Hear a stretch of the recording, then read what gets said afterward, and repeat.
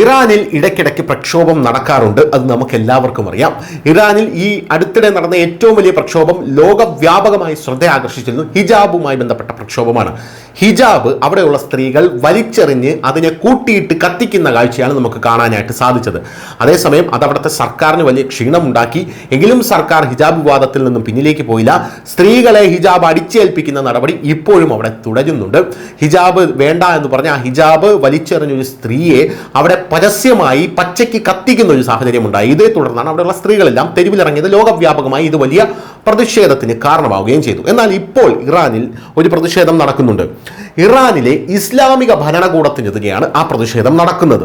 മുസ്ലിങ്ങളാണ് ആ പ്രക്ഷോഭം നയിക്കുന്നത്. 21 പ്രവിശ്യകളിലേക്ക് ഇപ്പോൾ ആ പ്രക്ഷോഭം വ്യാപിച്ചിരിക്കുന്നു എന്ന റിപ്പോർട്ടുകൾ പുറത്തു വരുന്നുണ്ട്. തകർന്നുകൊണ്ടിരിക്കുന്ന സമ്പദ് വ്യവസ്ഥയും സാമൂഹിക നിയന്ത്രണങ്ങൾക്കുമിടയിൽ ഇറാനിൽ ഇസ്ലാമിക ഭരണകൂടത്തിനെതിരായിട്ടുള്ള പ്രക്ഷോഭമാണ് ഇപ്പോൾ നടക്കുന്നത്. അതായത് മതം ഉരുട്ടിത്തന്നാൽ വയറ്റിലേക്ക് പോയി അത് വിശപ്പ് മാറ്റില്ല. അതിന് ഭക്ഷണം തന്നെ വേണം. ഭക്ഷണത്തിന് നല്ല സാമ്പത്തിക സ്ഥിതി വേണം. ആ സാമ്പത്തിക സ്ഥിതിക്ക് രാജ്യത്ത് നല്ല സിറ്റുവേഷൻ വേണം. ആ നല്ല സിറ്റുവേഷന് രാജ്യത്ത് നല്ല ഭരണകൂടം വേണം.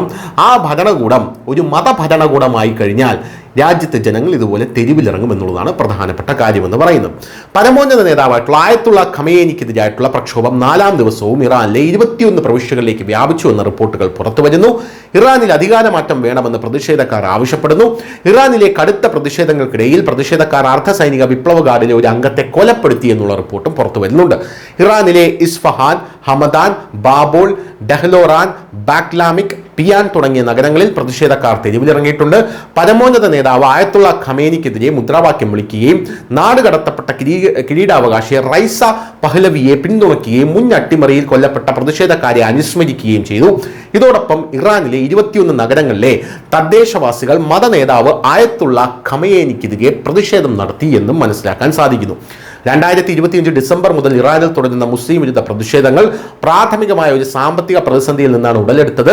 അവിടെ ഇറാനിയൻ കറൻസി ആയിട്ടുള്ള റിയാലിന്റെ മൂല്യം ഡോളറിനെതിരെ ചരിത്രത്തിലെ ഏറ്റവും താഴ്ന്ന നിലയിലെത്തിയിരുന്നു. 2022 മഹ്സ അമീനി പ്രസ്ഥാനത്തിന് ശേഷമുള്ള ഏറ്റവും വലിയ പ്രതിഷേധങ്ങളാണിവ.